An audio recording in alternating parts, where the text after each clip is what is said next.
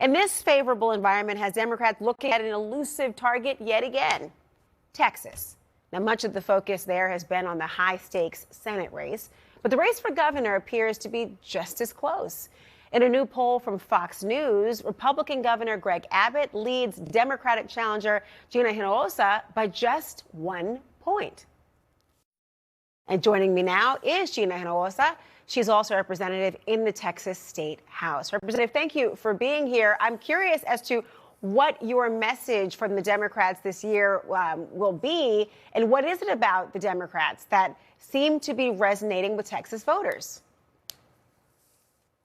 Well, I'll tell you what I'm running on. I'm a mom. I'm running for governor because they tried to shut down my son's school, and now schools all across the state are shutting down, despite the fact that we pay a lot and more in property taxes under Greg Abbott. The reason we pay more and we get less is because we are all paying the Greg Abbott corruption tax. Greg Abbott's given $1 billion in no-bid contracts to his donors. And so I'm campaigning on my plan to secure the American dream by saving Texas schools and putting money in your pocket. That is it. And on that point, I mean, we have seen a similar story before in Texas, a Democrat who appears to have a shot at winning, only to then find themselves losing on Election Day. It happened in 2022 and it happened in 2018 with Beto O'Rourke, even 2014 with Wendy Davis. Why do you think this time is different?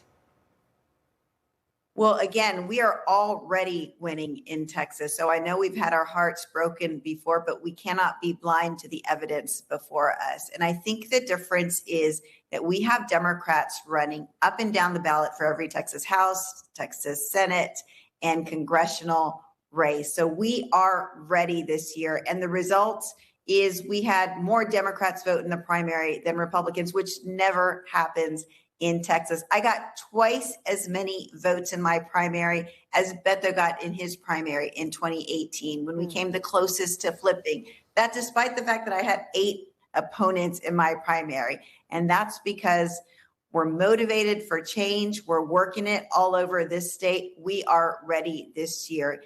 And I want to make sure that every American understands the stakes of this race for governor, because Republicans in the Texas legislature have said they're coming back next year to redraw maps. This is after the gutting of the Voting Rights Act by the Supreme Court just a few months ago. When that happens, we will lose 5 Democrats in Congress from Texas. What about, Representative, a Democratic socialist? Because we've seen a surge of Democratic socialist candidates running for office, winning primaries across the country. The editorial board of the Dallas Morning News warns, quote, a Democratic Party that not only opens a door to, but welcomes in the sort of extremism that the DSA represents is not a party Texas will accept.